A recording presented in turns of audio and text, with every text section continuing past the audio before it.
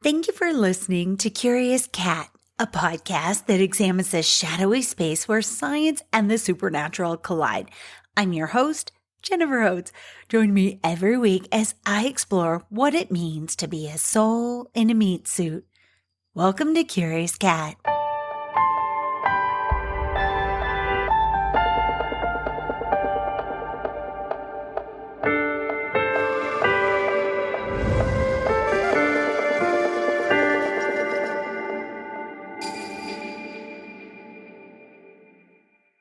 I've had a blessed few days, and I wanted to share one lesson from a honeybee that was stuck in my hair this morning.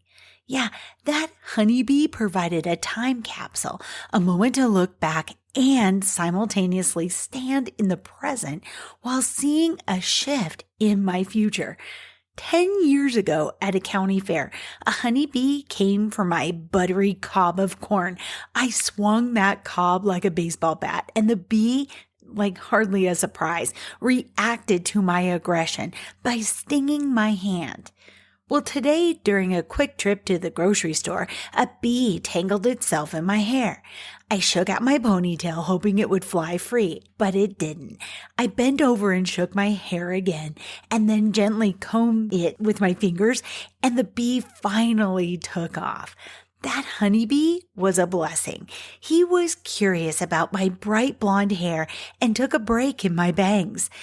If I'd have reacted like I did a decade ago, that bee might have stung my cheek or my eye, matching my fear vibration. Instead, I remained calm, not wanting to hurt the bee, and in time, he flew off. I'm a different person than I was a decade ago, and the bee showed me that.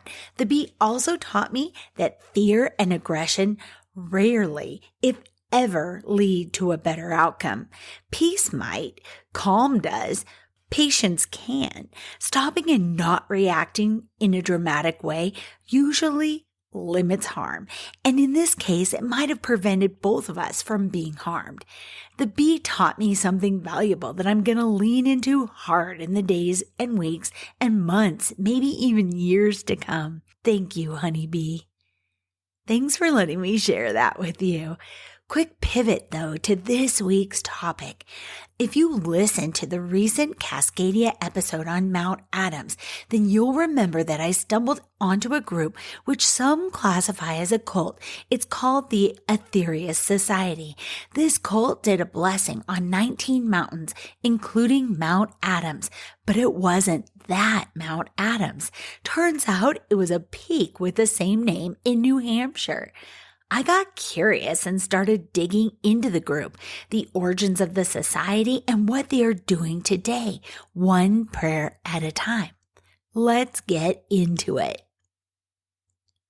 Aetherius Society is a worldwide group that some have called stranger than Scientology, without the marketing machine behind it. I've read all I can on the group online, and I've got to say they seem like people that want to uplift humanity and heal the earth. Their only gods are the mountains they visit to amplify their prayers of peace. But don't take my word for it. I'd like to share the basics about Aetherius and more from my days-long search for information. So let's begin with the key beliefs of Aetherius. The Society's beliefs cover a wide spectrum that includes philosophy, religion, metaphysics, and the spiritual sciences. It also encompasses specific key concepts, including selfless service to others. And they call that on their website, service to others, also known as karma yoga, is the greatest spiritual practice anyone can perform. This is the most important aspect of the Aetherius Society's work and teachings. 2. Yoga. Far from just being a way to stay fit and healthy, they write, or even a relaxation technique, yoga is in fact a profound and ancient spiritual philosophy with enlightenment and selflessness at its core. 3. Spiritual energy, prayer, and healing. Spiritual energy is no less real than electricity and operates according to natural laws. It can help to heal, inspire, guide, bless, and protect whoever it is directed to. We can all learn to invoke and transmit this light energy, they say, this love energy, to help ourselves, individuals in need, and most importantly, the world as a whole.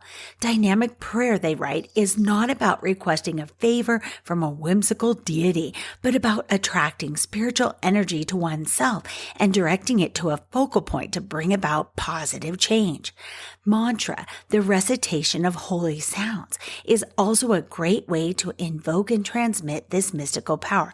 Oh, and I have to interject in their conversation that they've written on their website. You will find links to a couple videos in the show notes, which are fantastic, but one of them is really short, and I'll talk about it more later, but you can actually hear some of that mantra chanting that they do. But they continue on with spiritual energy, and they say spiritual healing works in a similar way and can be learned by anyone. I love that. That's a kind of a moment of power, isn't it?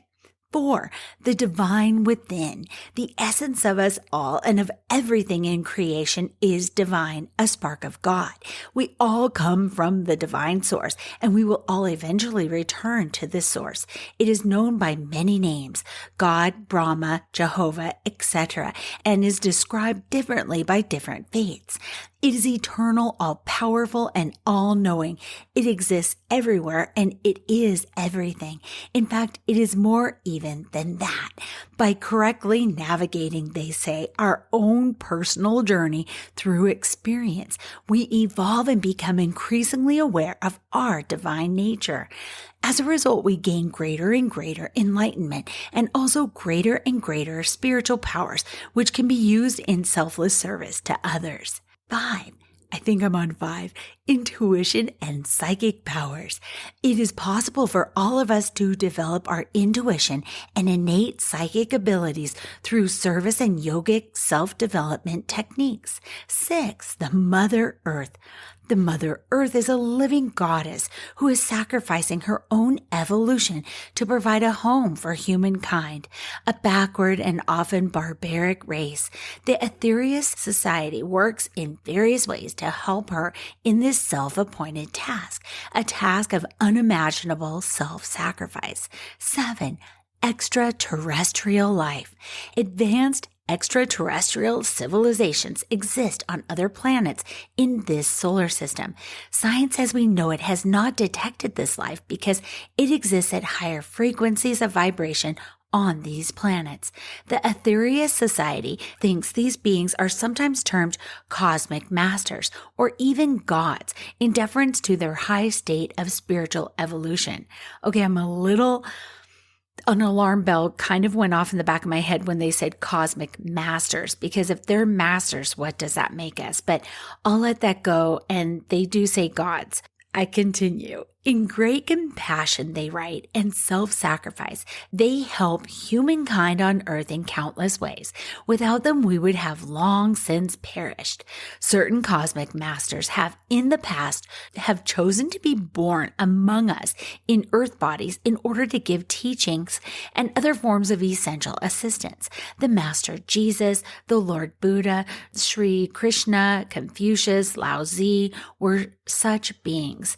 The Aetherius Society cooperates directly with the cosmic masters in the performance of 5 cosmic missions, including Operation Prayer Power, and I'll tell you a little bit more about that later. But they go on. Intelligent life also exists beyond this solar system. Some worlds being more advanced than our own, some less advanced, some extraterrestrial intelligences being benevolent and others hostile. 7. UFOs, some so-called unidentified flying objects, have in fact been identified as extraterrestrial spacecraft. These have been visiting Earth for millennia. In the Bible, they are described in various ways, including as clouds, stars, flying scrolls, and in the Hindu scripts, there is a specific term for them, Vimana. 7. Karma and reincarnation. Karma is not about punishment, but about learning. Karma is the great cosmic teacher which gives us the lessons we need in order to advance our journey through specific spiritual evolution. Between incarnations, we spend a period of time on another plane, also referred to as another realm. This is part of Earth, but exists at a different frequency of vibration. When after many lives, we have learned all the lessons provided by reincarnation, we are allowed to leave this wheel of rebirth and start a higher experience cycle on another plane, just like the cosmic masters. Some people choose to sacrifice this opportunity to remain on Earth as an ascended master. They also point out that much of the Aetherius' work is done specifically in order to improve world karma, especially through the cosmic missions it is instrumental in performing. I found this from New York Times. It's Talking to Aliens is Their Religion. And there's a video by Annalise Pastor. And she writes, in the mid-1950s, an English taxi driver named George King claims that he had received a directive from outer space. And I'll link to another documentary which goes into greater detail about that experience. Apparently he was doing dishes. He was a single guy and he dropped a dish. He swears that the voice was not within his head but outside of himself. And it told him he had to prepare himself. The dispatch, she continues, spurred him to establish the Aetherius Society, a religious group that believes communicating and working with aliens will better humanity. Though unconventional, the group's practices aren't dangerous or hateful. They often mirror those of more established religions with an extraterrestrial twist. In her short documentary, Pastor shows members of the Aetherius Society explaining their mission of peace and their unique prayer method in times of crisis. We don't know how many people this group comprises overall. They don't keep track of the numbers, but with 35 centers across 5 continents from Nigeria to the UK, it's a small international community bonded by the belief that the Earth needs extraterrestrial support to survive. You can watch the short documentary with the link I put in the show notes. I felt the most insightful comment was this from Melanie, who said, one should use caution when joining any organization that requires the wearing of special robes.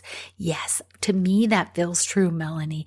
I'm wary of robed group members too, but I have to say, another note, they actually show their faces. They're on multiple documentaries. They're not hiding their faces. They're not ashamed of what their group is doing, which is actually pretty encouraging. Here's a little more Aetherius 101. So at the outset, I said that some think of Aetherius as a religion or a cult stranger than Scientology. I was quoting an article that appeared in news.com Australia, and that reads, in a leafy suburb of Fairfield, 5 kilometers south of Brisbane, there sits a charming white wooden farmhouse. Quote, a tire swing hangs from a tree that seems transplanted from the set of Dawson's Creek, while inside a congregation of believers wait patiently for intergalactic saviors from distant planets. Rod Middleton and his wife Megan run the Australian chapter of the Aetherius Society, a growing religion that basically cherry picks from different belief systems from throughout the ages, twisting some details, adding a new age focus, and anchoring everything in the teachings of founder George King, a yoga enthusiast turned author who created the religion in the mid-50s after his own extraterrestrial experiences. Of course, some of its claims are harder than others to swallow, most notably that their quote, philosophy and teachings come largely from highly advanced intelligences from the higher planes of Mars, Venus, Jupiter, and Saturn, end quote. A statement on their official website is where that came from. Obviously, the author had some questions about the workings of the society, and Mr. Middleton was more than happy to oblige, telling the author he welcomes the interest of open-minded media personnel. Mr. Middleton tells news.com.australia that he views the society as, quote, a spiritual brotherhood dedicated to healing and service to mankind. After a childhood of twice daily chapel sessions at his boarding school and a failed attempt with a friend to contact UFOs when he was 14, he dismisses this as youthful ignorance. Mr. Middleton shunned religion in all forms and spent 25 years in what he calls the wilderness. A blind date with his now wife Megan led to 2 years of many expensive phone bills between their homes of Sydney and Brisbane before the pair tied the knot. Megan's father was involved in the teachings of the ancient wisdom and had been a member of the Aetherius Society since 1961. Mr. Middleton was soon convinced. Having said all that, the following official description of these intergalactic deities does seem to slide into fantasy somewhat. Quote, "They do not reincarnate like we do. They have mastered the wheel of rebirth and are therefore effectively immortal, though they may change their physical structures from time to time. They have colossal psychic powers and, more importantly, perfect intuition, which works in complete harmony with a flawless sense of logic. They are masters of all known sciences and also masters of what we might call the arts. They are sometimes referred to as cosmic masters or even gods from space, in deference to their elevated evolutionary status," end quote. The article goes on, Mr. Middleton doesn't claim any firsthand experience with UFOs. All my experiences with extraterrestrials have come per my research and exposure to teachings of Dr. King and many other great teachers. Although he doesn't see his connection with Megan as mere happenstance either. I might mention that there is no such thing as coincidence, he warns. So following this thought, we were not brought together by accident. They go on to reiterate that the exact number of the Aetherius Society members is undocumented, but it sits well into the thousands. There are 58 churches or branches around the world, with the majority of those in the UK and surprisingly in Ghana. Mr. Middleton says Australia's numbers would compare favorably on a per capita basis with the US, with most local expansion coming via appearances at mind-body growth festivals, where they dispense literature and give demonstrations, including hands-on healing. Oh, and I'm going to make a little note here. I also found out from another documentary that they tend to have at the front of house of all of their churches a health store, which they work, and then they use it as an outreach point. And that kind of, it sounds kind of good, but it kind of creeps me out too, if I'm being perfectly honest. The article continues, "We do make every effort to expand our footprint in Australia," Mr. Middleton tells me, admitting that limited funds and personnel still act as roadblocks for growth. Of course, it's not purely financial struggles, as Mr. Middleton freely acknowledges. "We are, of course, a metaphysical organization, which literally means beyond the physical realms most people relate to. Therefore, it requires a certain amount of effort for one to research the ancient wisdom," he said. "Some are comfortable with our beliefs and teachings up to the cosmic link. From this point, they find it difficult to digest the existence of life on other planets. Still, Mr. Middleton tells news.com.australia he isn't planning to force anything onto anybody." I found one of the group's informational flyers, and it's pretty simple in its verbiage, but I'll just read it directly. It says, "Why join us? Help relieve sickness and suffering in our world by sending out streams of spiritual energy together in unity. Learn advanced spiritual truths from a unique master of yoga, Dr. George King. Advance your own spiritual development now in a most potent fashion and support the most important ecological mission of our time." And then they invite people to come to their group, and they have a quote from Mahatma Gandhi.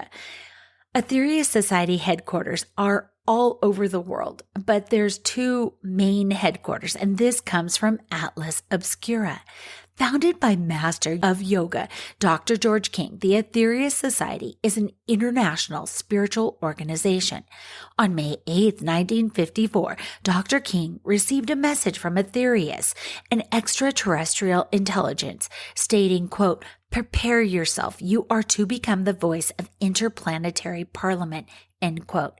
Over the course of the next 43 years, Dr. King received and recorded over 600 communications that have come to be known as the cosmic transmissions, a set of teachings dedicated to the healing and enlightenment of humanity. The Society has two main headquarters located in London and Los Angeles, as well as several branches and groups around the world. Dr. King passed away in 1997, but his legacy is alive and strong, and his followers continue to practice the teachings delivered by the cosmic masters. In fact, when he did die, and this is me, not Atlas Obscura, from my research, I found out that when Dr. King died, he left a blueprint for the group so they would know the next steps. And there's something really integral to their group called the third satellite. And they say every time it comes close to Earth, everybody's spiritual, and I'm talking positive spiritual energy, gets multiplied by a factor of 3,000. And so he spelled out what those all were for the next, I forget, hundreds of years, when those periods would be when we have amplified spirituality in that blueprint. It's not online though. So I was very annoyed because they keep referring to the third satellite, and then that is just such a generic term. And then I do specific searches and I can't find those dates. From reporter Joel Cooper of Devon Live comes an article titled "The Aetherius Society, the Bizarre Cult Who Meet on a Devon Hill to Worship Aliens." In the article, Joel Cooper writes, an international spiritual organization which believes Jesus was an extraterrestrial being from the planet Venus is planning its next pilgrimage at a holy mountain in Devon. The Aetherius Society was founded in the mid-1950s by an ex-taxi driver, George King, who says a voice told him he was to be the earthly representative of an interplanetary parliament. Mr. King, who died in 1997, claims to have had an unusual encounter with Master Jesus at Holdstone Down near Combe Martin in 1958. The Society organizes regular pilgrimages to that site at Holdstone Down for what is called Operation Prayer Power, with the next event taking place on Saturday, July 25th, 2020. On their website, the Society say that Operation Prayer Power is a cosmic mission devised by George King in which spiritual power is invoked through prayer and mantra and directed into a specially designed physical container for later release.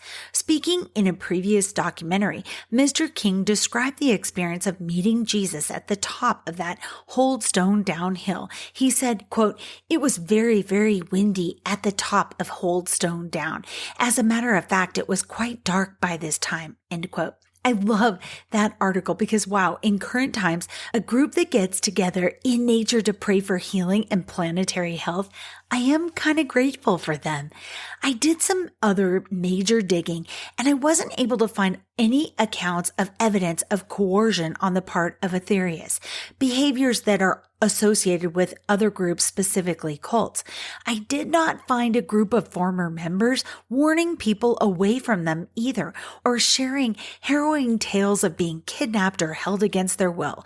This comes in contrast to if you've been on Netflix lately and there's a TikTok cult that has a whole mini series on there, and everything is taken from them. Their finances are controlled by this group.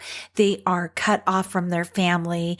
They are, and any contact they're asked to make is so artificial. It's basically to keep their family and friends from prying into their cult. So it's a huge, stark, refreshing contrast. And I won't call Aetherius Society a cult. I just don't feel they fall into that category. I did notice in one documentary, they really do enjoy being called a religion. They don't call themselves anything else but that. A society and a religion are the two things they call themselves. The Holy Mountains, though. So when they were talking about the Operation Sunbeam and the Operation Prayer Power, that links to the Holy Mountains. And that's how I got caught up in them in the first place. Remember, I got the wrong Mount Adams, but still. The Aetherius Society organizes several pilgrimages a year to holy mountains, which contain special spiritual energies, which can be radiated to people in need through prayer, mantra, and visualization. Taking part in a pilgrimage, they say, is an inspiring and sometimes life-changing event for any open-minded spiritual seeker. It is also an opportunity to meet and spend time with other like-minded people, usually followed by a social gathering. Pilgrimages bring people together from all over the world to celebrate the common purpose we all share, spiritual service to others. The Aetherius Society does not charge for these pilgrimages and are delighted to welcome spiritual seekers of all faiths, beliefs, and backgrounds. I found this in an article from huckmag.com, which is linked in the show notes. Quote, with the energy they create from their prayer, stored in a crystalline battery and transmitted via radio signal, they endeavor to maintain global peace. They believe a number of past civilizations have been destroyed by nuclear-style advanced warfare, a belief no doubt related to the fact that the society was founded at the height of the Cold War. Amongst their achievements, they point to a recent intervention that helped prevent the outbreak of nuclear war on the Korean Peninsula. The article's author goes on, I spoke with Brian Kennett, a bishop of the society, on a patio outside the Aetherius Temple on a hot LA afternoon a few weeks after my first visit. Over the noise of a particularly thorough garbage truck, he tells me of the great influence the transmission of spiritual energy, or Operation Prayer Power, has had on the world, recounting historical events that have been altered by the spiritual interventions. He can remember most markedly a hurricane headed towards Jamaica in the 1990s. It took a sharp turn away from the country at the last moment. I had tears in my eyes, he recalls. It's easy to be skeptical when a small group of eccentric Angelenos claim to have such sway over the major geopolitical events of the last 60 years. But then Nugent cites a more convincing example. He says Kishtim, a Soviet nuclear disaster in 1957, caused George King to receive urgent communication from the cosmic masters. King's knowledge of this event at the time is recorded in a number of contemporary documents, which is impressive because the extent of the disaster did not become public in the West until almost 20 years later. Nugent assures me that beings from other worlds had a very active role in cleaning that up. From another article by Paul Shapira comes this depressing tidbit. Despite their efforts, however, Earth is believed to be presently under attack by the black magicians who wish to enslave its inhabitants. Oh boy. Yikes. Current events over the the course of the last 4 weeks make that seem all too plausible. But back to the good stuff. The holy mountains and the blessings. From Aetherius' website, what are the holy mountains?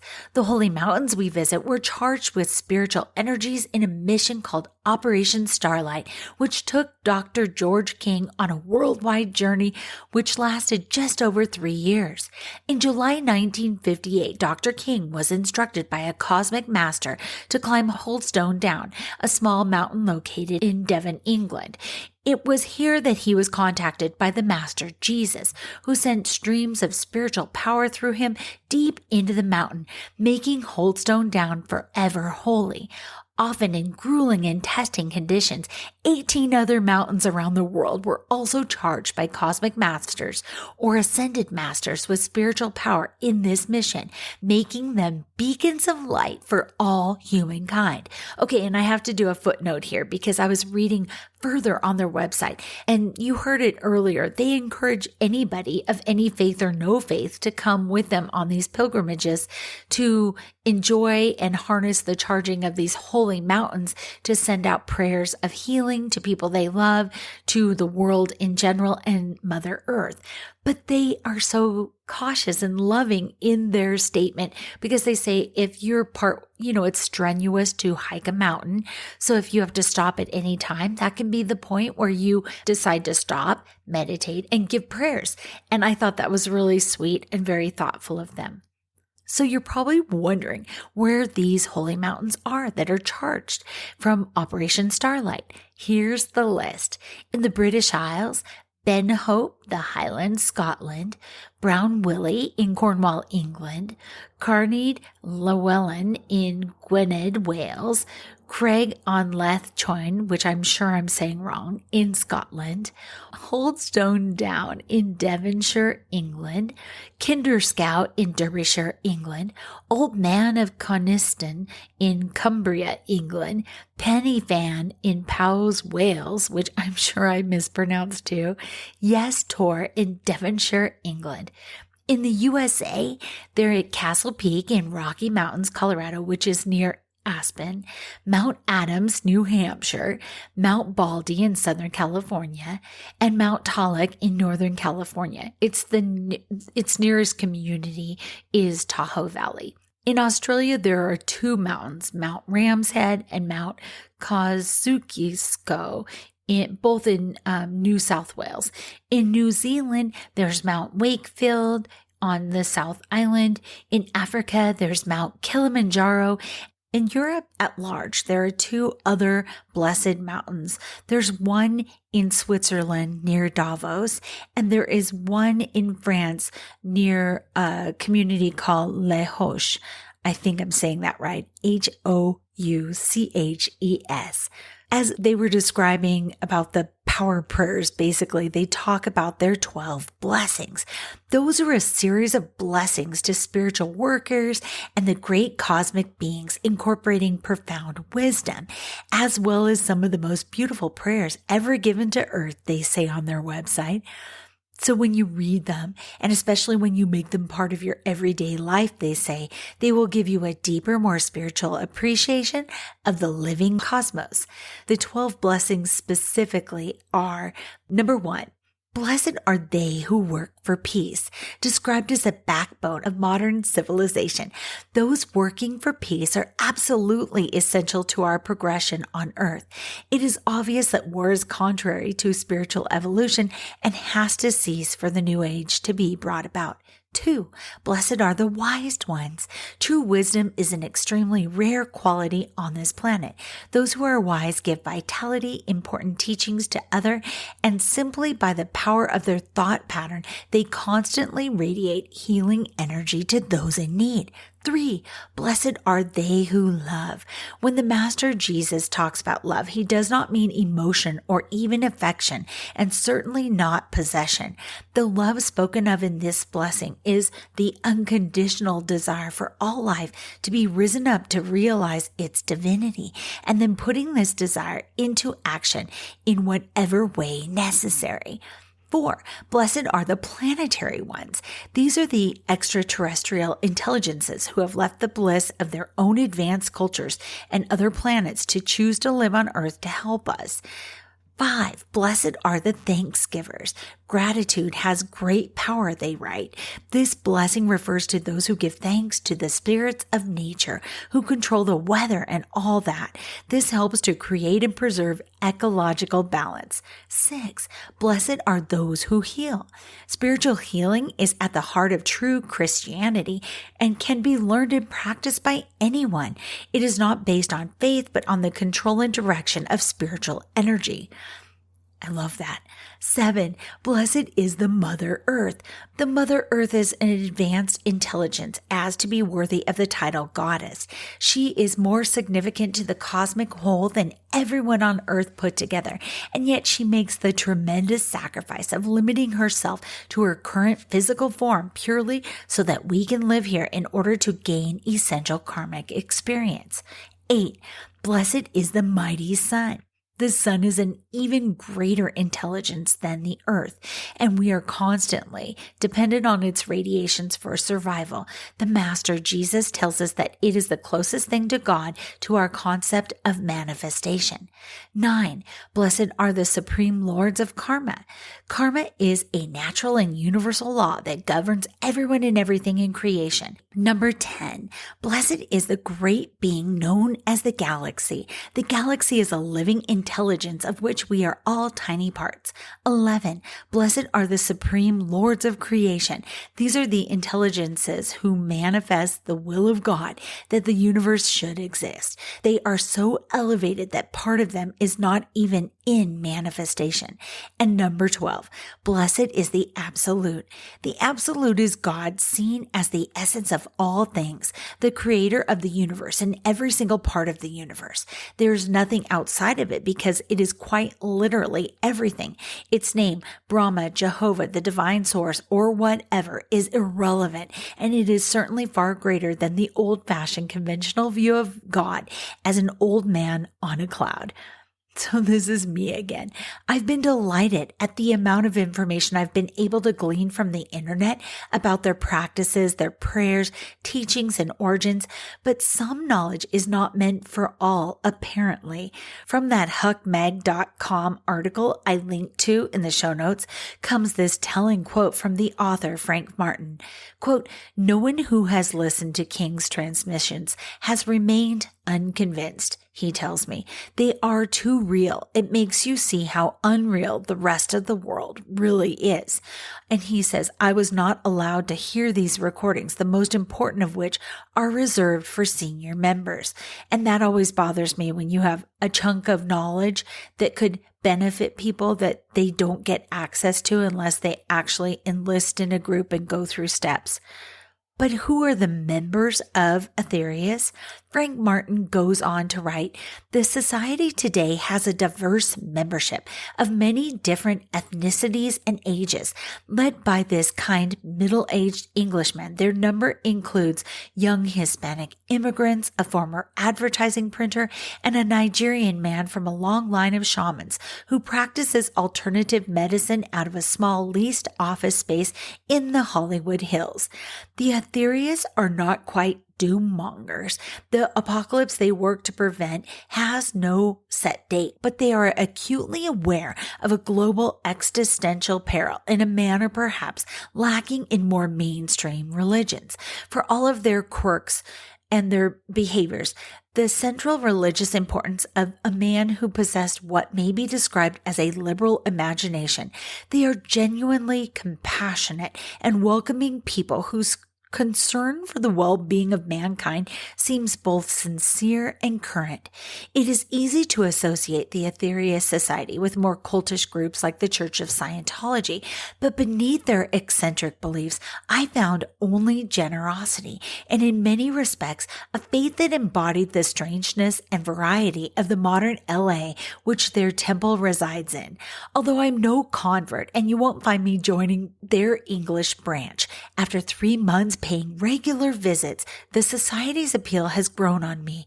In an increasingly unstable world, some effort to affect the outcome of vast and terrifying events strikes a chord, even if it is firmly with my anxious secular Jewish inclinations." End quote. So I dug deeper into the internet. I'm talking 70 pages of internet searches and couldn't find accounts from former members that weren't positive. I'm not the only one, though, that's been doing their homework. One Redditor posted this, quote, "I'm currently looking into the Aetherius Society and was wondering if anyone here had seen any accounts from former followers. From everything that I've seen, they keep a pretty low profile and haven't been involved in any major controversies, which is pretty amazing for a UFO religion. Interested to hear anyone's thoughts on them." And no one had any information or links for them, which was amazing. But then I found this in the comments for a YouTube video by John Ronson, and his documentary, which I will link to in the show notes, is called For the Love of Aetherius Society. It was a very interesting watch. It's in 3 parts. But in the comments, I found this from Cosmic Buddha. and it was posted 4 years ago.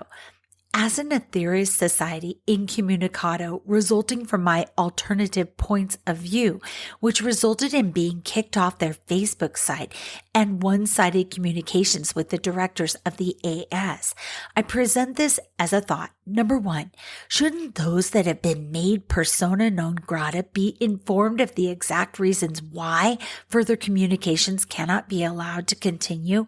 2, what are the grievous crimes that those individuals made persona non grata been accused of? Who determines that crime? Why don't the directors themselves come forward and, in the light of transparency, elucidate those crimes, if indeed these are even crimes? 3, when the Aetherius Society changed its constitution in 2013, did it give all its members the fair chance during its EGM to have a say? Was this voting done without duress? Was it done fairly? That is, did the directors allow those who disagreed with constitutional change a chance to make this concern at that meeting? Or were they kicked off the membership before they could even make a democratic vote in the correct spiritual manner as outlined by the Cosmic Masters and Dr. King? 4, who were the authorizing individuals that determined which members could and could not attend that meeting in 2013? Was there a conflict of interest? What procedures does the Aetherius Society have to avoid or to protect the original constitution as predetermined by Dr. George King, the late founder and president? 5, indifference is a shocking crime. According to Dr. King, we might say that the selective voting for the 2013 Constitution was a form of manufactured consent. Is this the type of democracy that Dr. King wanted? Did he want the society to run along dictatorial lines? What did Dr. King say about this? And did he authorize a dictatorial future for the Aetherius Society's governance? And that was the only gritty thing I could find online. Someone that was identified as Astral Adventures wrote, since he practiced yoga meditation for many years, 8 to 10 hours a day, he had tuned his energy to a frequency plane that was able to communicate and receive the information. The average person who doesn't practice these techniques for that duration wouldn't be able to receive this contact with these extraterrestrial beings. Okay. Then I was like kind of confused about the retort to the comment, which was very critical. Remember, this is 16 years after Dr. King passed away. Dr. King told everybody he left a blueprint for them to follow. The group had guidance. But then I watched a documentary where it was really cool because he had like a focus group with all current members of Aetherius there, and he was asking them all sorts of questions. And so the part that seemed to be interesting to me was this channeling, because Dr. King was channeling. And this response is basically saying Dr. King, he meditated 10 hours a day, and only he in the whole entire world is capable of being a channel for these great beings. I thought that was kind of interesting because they're basically saying there's no new information and you weren't allowed to vote or be a part of these meetings because you don't meditate for 10 hours a day like Dr. King did. It's pretty interesting. And they even talk about that directly, that basically the conversations are done. They never expect to receive another communication through a channel because no one will ever be a Dr. King again. And it led me to ask, what was the last transmission?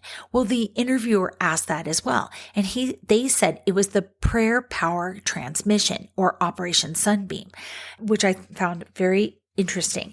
Also, the members in that documentary said, we don't convert people and we have a responsibility to share the information.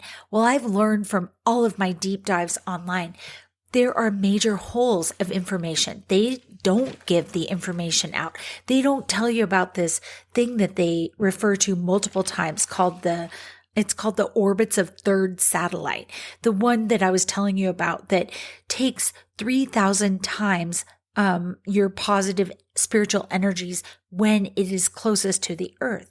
They laugh at the idea also of people being abducted by aliens. They think that's trendy, which I found very fascinating considering that their founder of their group was channeling from aliens. So I guess that being abducted for scientific experiments by alien races is just a bridge too far, apparently. There are some amazing things, though, I have to say. Like Dr. King has a quote, even if you do not believe in God, then believe in good. It is the same thing. I mean, that's worthy. Just put that on a t-shirt and wear it around the town and make your world a better place. Oh, one final thing that came out of that documentary I thought was interesting that I wanted to share before we close. Their group they believe and are waiting for another cosmic master to show up. Isn't that interesting? So they think that this person or this being, this ascended master, will show up in human form, not as a baby that they have to identify and nurture, but as like a grown-ass person. And they actually specifically call it a man. And I'm really uncomfortable with that. Every single one of their gatekeepers is a man. They had some very strong female voices in this focus group I was talking about, but everything is so male heavy, which that always bothers me. Why can't cults be not sexist? I guess that's my big complaint, right? So I don't mind. They're reminding us to find the healing powers from within, to go directly to source and remember your own powers. I'm all about that. Pulling away gatekeepers from different things. But in the same sentence, in the same breath, they're kind of saying, and here's the rules, and here's the person, and this is the only way that this information can come. So I don't even know. I would recommend you watch a couple of the documentaries if you're curious about them in the show notes, and then watch the Netflix series on the TikTok dancing cult. And you're going to see there's a stark contrast. One is more controlling. One is not controlling. One is trying to, take the money that these dancers are making and keep it for themselves, where the other is just trying to heal the freaking planet. And we need more of that. So there you have it. The Aetherius Society. I hope you found it interesting, my deep dive into them. And who knows? Oh, also, if you happen to go to one of the peaks where they have done their charging of the peak, you will see in paint, they've got their unusual logo for their society on that mountain peak. So take a look for it. Thanks for listening to Curious Cat. Did you know that we're in the top 2% in the world? I don't even know how that happened. I think it's because of you, actually. It's the magic of you that's listening right now. So thank you for that. Until next week, stay curious. I love you. Oh, and P.S., hang on for Curious Q.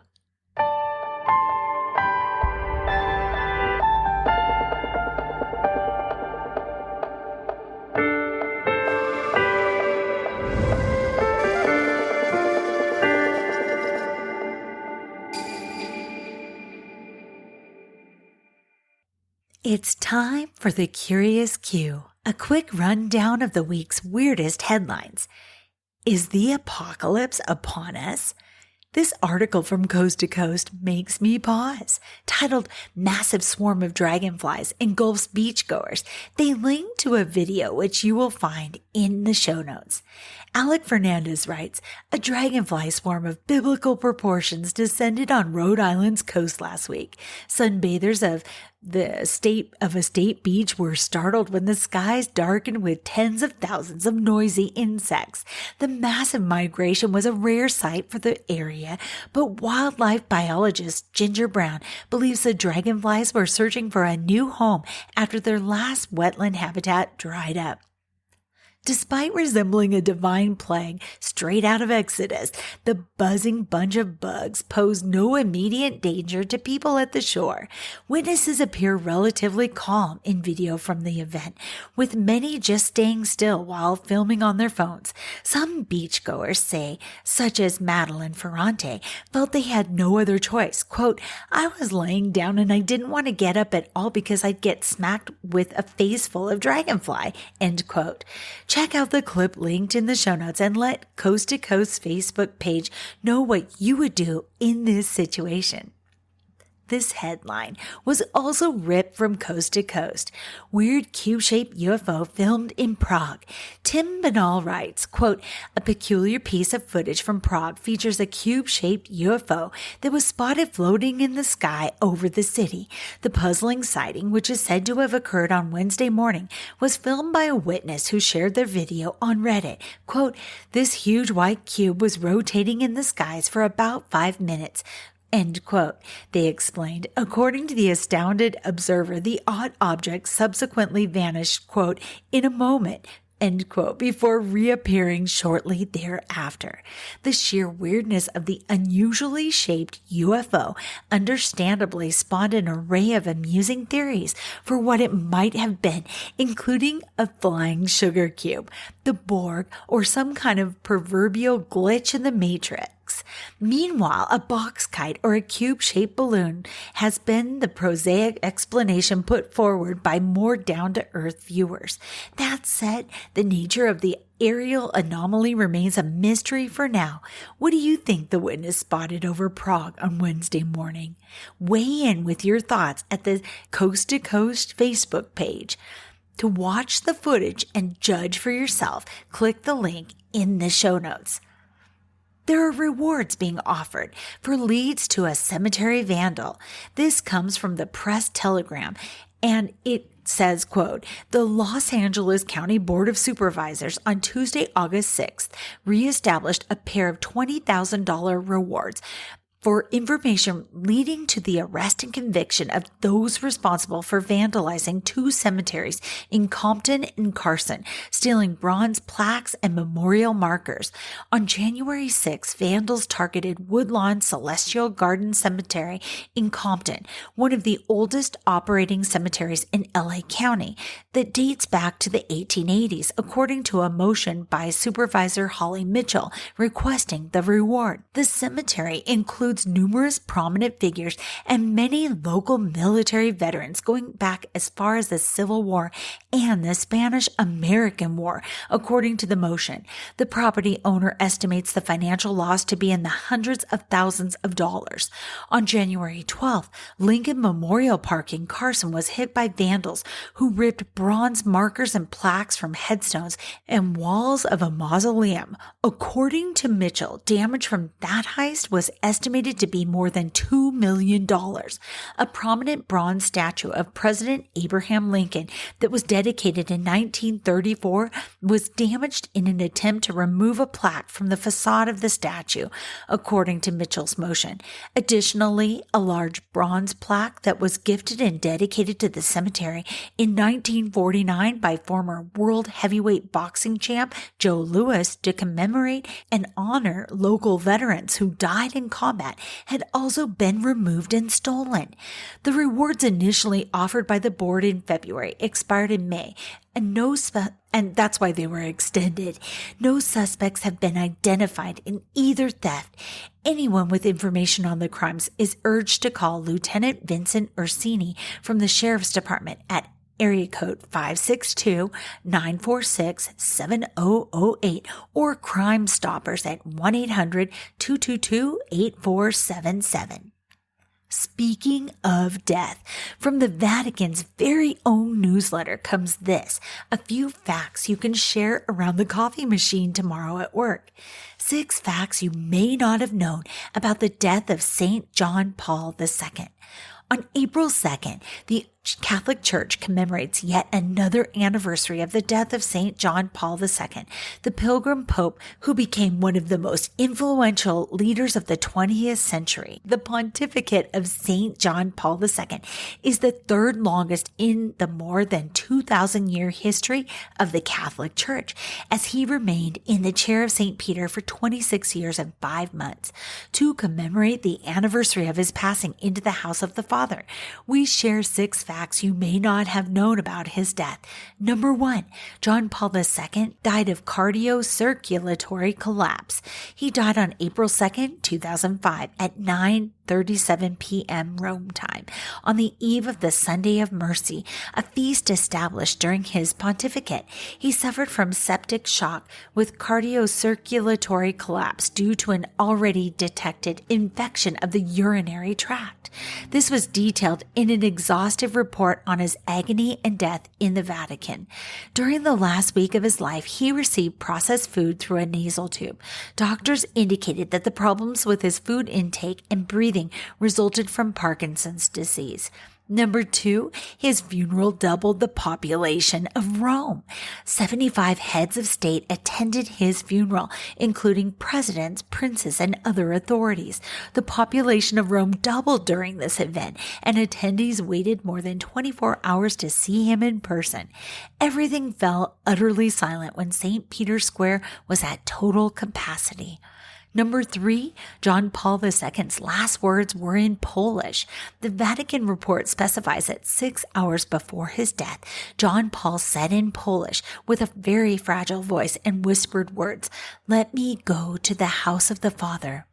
The Italian newspaper La Repubblica quoted a Polish priest, Jarek Cielek, who claimed that the Pope died an instant after uttering Amen with great effort.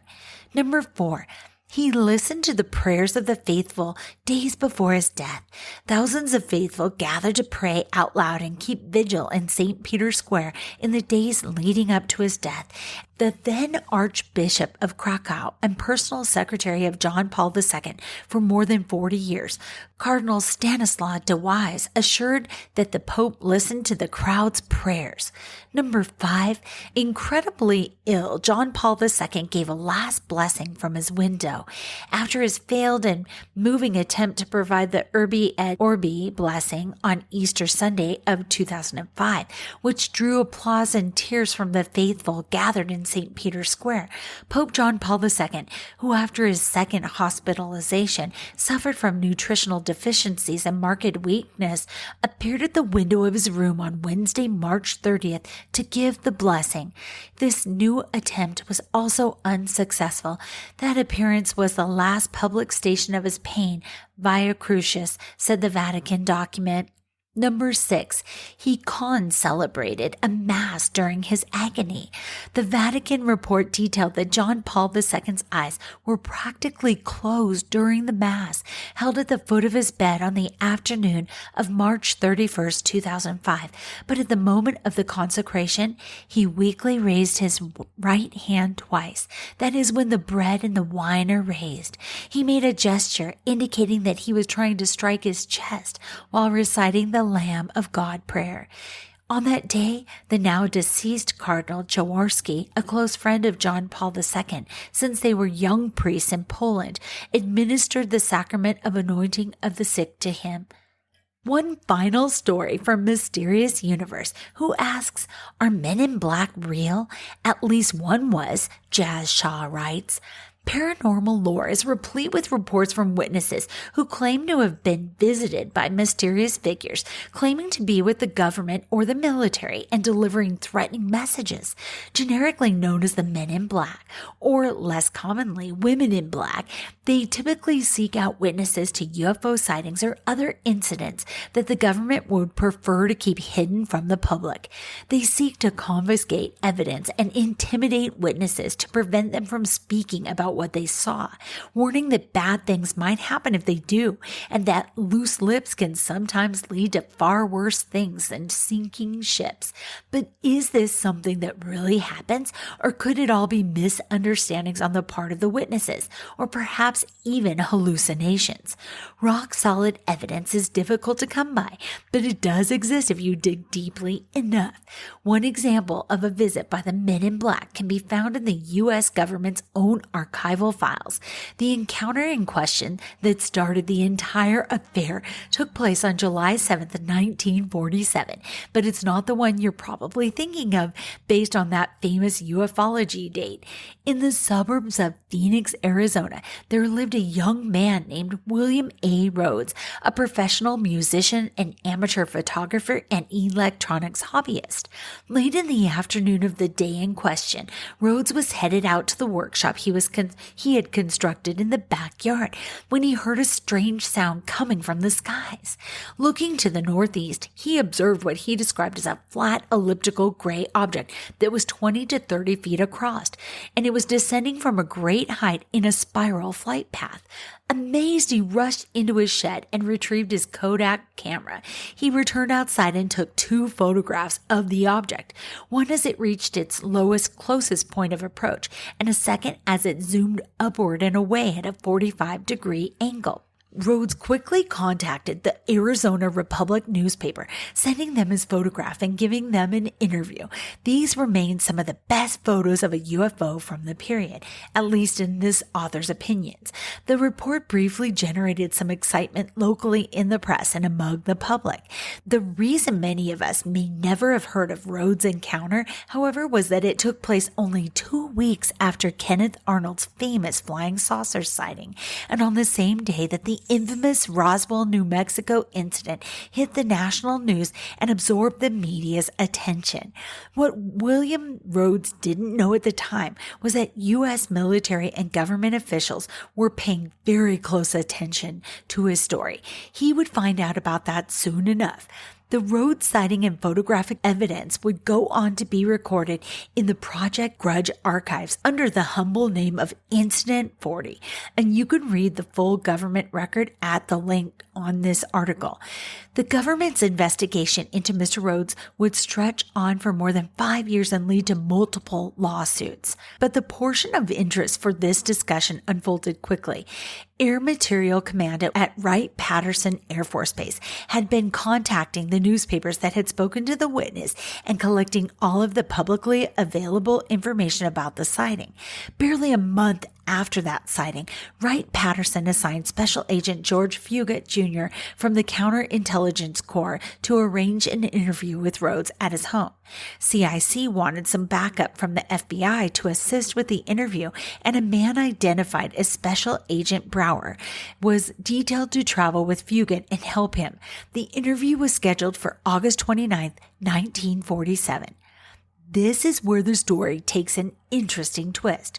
On their way to Rhodes' home, Fugate instructed Special Agent Brower to not reveal his name or produce his badge or any ID for the witness. He was only introduced as a representative of the U.S. government.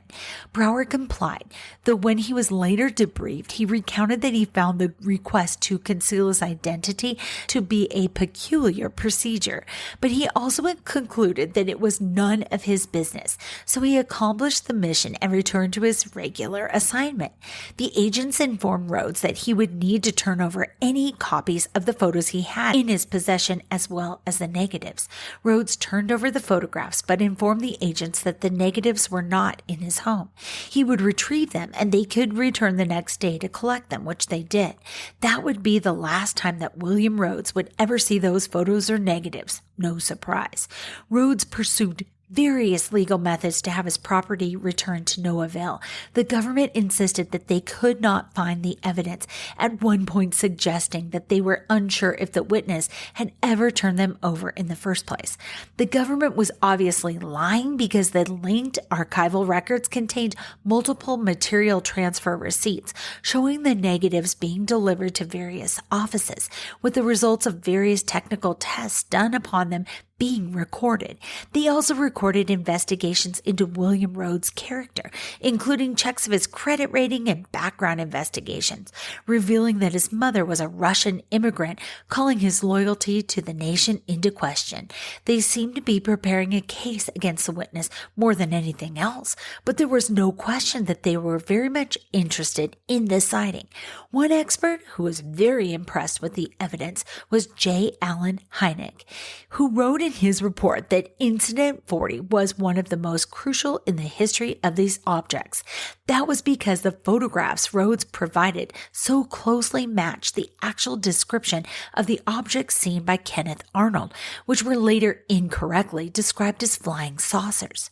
Returning to the original subject of inquiry, that's most of what we know about Incident 40, William Rhodes and his mysterious visitors in August of 1947. But this leaves us with an obvious glaring question. Was the enlistment of Agent Brower to help extract what the government wanted from the witness a one-off, random strategy that Special Agent Fugit cooked up on the spur of the moment, or was this a technique that they were already employing and Brower was unwittingly called in to play that role when they were shorthanded? Keep in mind that all of this was unfolding very early in what is now considered the modern era of ufology. No matter which answer is the truth, it probably doesn't matter. If this was the only time the government ever did this, that would make the incident a unicorn, and these are deemed impossibly rare for a reason. Few things only happen once in our universe, with the possible exception of the Big Bang, and even that has been called into question recently. The technique worked, and if it worked once, why wouldn't you try it again? Having spent time working in both military and government operations myself, the writer says, I can assure you that this would be a very typical military mindset. You don't abandon your game plan when you're in the process of running up your score. The archived files of Project Blue Book are filled with stories of the American government diving deeply into reports of UFOs and associated phenomenon while working strenuously to assure the media and the public at large that there was nothing to see here and it was all swamp gas, balloons, or ball lighting, which doesn't even exist according to this author's research. But I have to footnote right here, I witnessed it at Red Rocks, so I know it exists. He continues, the major stumbling blocks in their efforts were the eyewitnesses, particularly those who may have captured compelling photographic or video evidence. Finding a way to shut them up and prevent the spread of potential public hysteria would have been high on their priority list. It's not as if the American government, and most other governments for that matter, don't have long established track records of keeping secrets when they felt it was in their best interest. In the U.S., consider what happened during the Tuskegee syphilis experiments. That went on for decades, and hundreds of unwitting Black Americans died as a result, believing that they were helping the government find a cure. Plenty of people knew what was going on, but they remained silent and hid from the public and the press. The U.S. Army conducted tests of hallucinogenic drugs on its own soldiers, starting in the 1950s for years without informing them. Again, this was all known and records exist confirming it to this day, but nobody was told. So should we honestly believe that these same power brokers wouldn't engage in some men in black tactics to conceal what they really knew about potential extraterrestrial life if they believed it would benefit their long-term goals? That is an interesting question indeed. Thanks for listening to The Curious Q. If you have a story, though, that you'd like me to cover, email the show or just hit text the show button at the very top of your podcast right now. But if not, and you feel like you want to email later, email me at curious_cat_podcast at iCloud.com. Until next week, stay curious. I love you.